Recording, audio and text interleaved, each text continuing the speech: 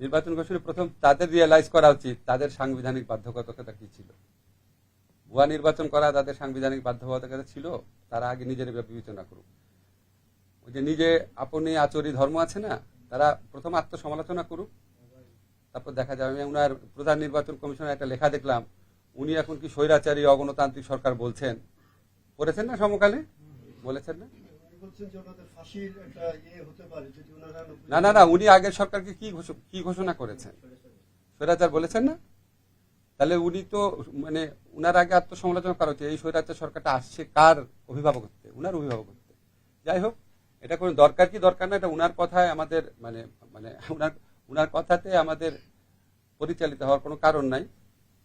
আমাদের যথেষ্ট আইন বিশেষজ্ঞরা আছেন, আমরা সবসময় সবকিছু মানে দিকে দৃষ্টি রেখে এটা করব।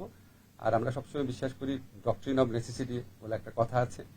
তারপর আপনার আমাদের সংবিধান পরিবর্তনগুলো কিভাবে হয়েছে সেটা নিয়েও কোর্টে মামলা আছে, এখন এই বিষয়ে মতামত করা।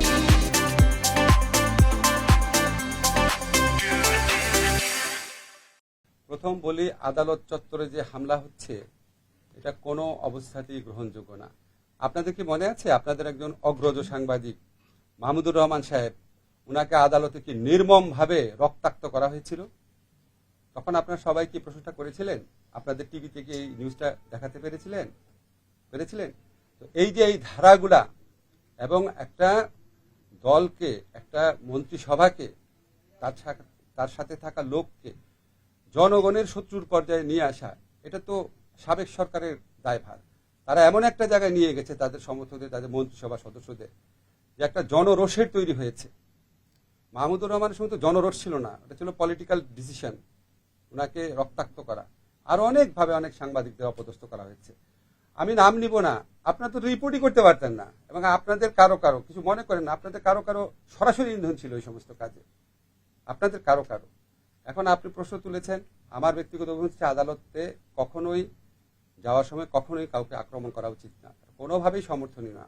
কিন্তু আপনারা একটু প্রেক্ষাপটটা বুঝবেন, সেখানে অনেক বিক্ষুব্ধ মানুষ থাকে যারা 15 বছরের চাকরি হারিয়েছে, জীবনের নিরাপত্তার ভয়ে ঘুরে বেরিয়েছে, জীবিকা হারিয়ে ঢাকা শহরে লুকিয়ে থেকেছে, গুমের শিকার পরিবার আছে, হত্যার শিকার পরিবার আছে।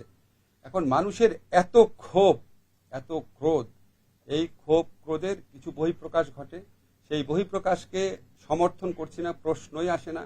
কিন্তু আপনাদের এটাও ভাবতে হবে, আমি যখন পুলিশ প্রশাসনের কথা বলেছি যে আপনারা যথেষ্ট বাধা দিচ্ছেন না কেন, যথেষ্ট বাধা দিলে তারা যদি আপনার যারা বিক্ষুব্ধ জনতা আছে তাদেরকে যদি তারা যথেষ্ট পরিমাণ বাধা দেয়, বা যদি ধরেন কোন রকম যদি শক্তি প্রয়োগ করে, তখন তো আবার আপনার এটা অন্যদিকে মন নেবে। কারণ পুলিশ খুব ডিমোরালাইজড অবস্থায় আছে, এটা সাবেক সরকারের অবদান। তারা পুলিশকে এমন একটা মানে গণশত্রু বাহিনীতে পরিণত করেছিল যে পুলিশ সাহস করে তাদেরকে বাধা দিতে পারে না, বলে স্যার আমরা বাধা দিতে, বলে তোরা তো ওনার নাম ধরে বলে তার পুলিশ, এটা বলে তাদেরকেই মারতে আসে। আমি যেরকম শুনেছি আপনাদের বললাম।